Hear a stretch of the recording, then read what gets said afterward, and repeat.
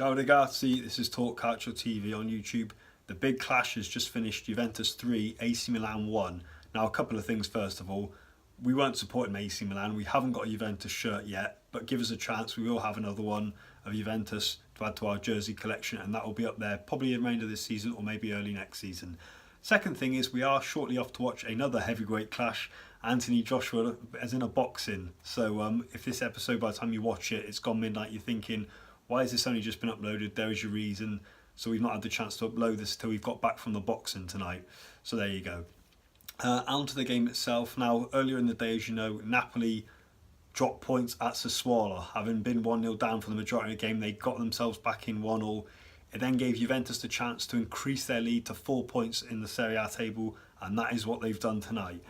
Now, like I say, before the game, we said that Milan hadn't won at Juventus away. They've never beaten them at the Allianz Arena as well, of course. It was at the old Olympic Stadium before Juventus moved into their new purpose-built ground, the Allianz Arena as it's now known. And that trend, unfortunately, has continued. It's 7 defeats on the road for AC Milan against Juventus away. Juventus made a perfect start. This man, Paulo Dybala, after 10 minutes giving them the lead, more or less his first touch of the ball. But I've got to say, I've been praising Gianluigi Donnarumma, his performances for Milan and Italy, especially against England in the friendly week. He has to do better from that effort from Dybala. You know, someone like Buffon, when a few years ago, would have tipped that round the post.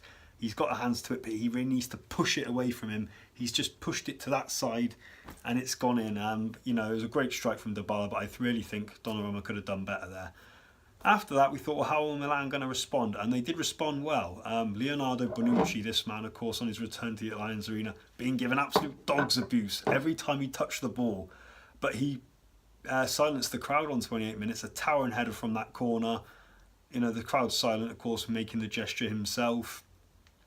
And you thought after this, Milan then seemed to take control of it. And Juventus looked a bit rocked, a bit taken back by the way the Rossoneri responded to going 1-0 down. Just before the end of the first half, of course, there was a VAR call, which looked as if it had hit Bonucci's hand.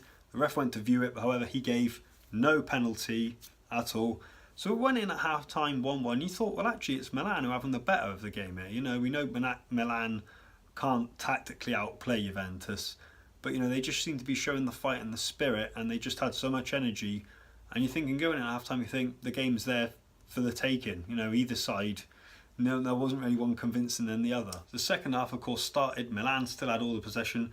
Colin, now that shot, you know, it beats Gianluigi Buffon, hits the bar. As it comes out, Suso has a shot and Buffon saves that rebound. Now that, for me, is a turning point in the game. If either of those efforts go in, Milan are 2-1 up. Juventus, you know, they could have crumbled or anything. That, for me, is a pivotal point in the game. It stayed at 1-1. And then, of course, Donnarumma then has to make a save from Higuain, but then the flag goes up late. But on 78 minutes, Juventus regain the lead. Fantastic build-up play, great cross from Sami Khedira. In came Juan Cuadrado, diving header past Donnarumma, grounded. You know, that is Juventus. You know, they weren't having a great second half. They weren't playing as well as we know they could, especially with Real Madrid coming out. But that is Juventus. That mentality, the experience of been there, done that, got the T-shirt, got the stars and the Scudetto on their shirt to prove it as well, mind. You know, and after that, Milan, you just thought, well, what are they made of this time? Can they come back for a second time being behind? They didn't, unfortunately, because on 86 minutes, it was then rounded up. Great work from this man again. Paulo Dybala on the edge of the box, lays it off. Sami Khedira just drives the shot low. Gianluigi Donnarumma is just stood stranded. He can't do anything. And that rounds it up. Juventus 3, Milan 1. And, you know, towards the end of the game, the home crowd were going, ole, every time Juventus players touched the ball. Now, you wouldn't have said that up to 78 minutes, because it was even Steven the two games. But, you know, I just think not so much against Milan, but also over Napoli. You know, the Scudetto race isn't over yet. It's 4 points. It's advantage Juventus, no doubt about that.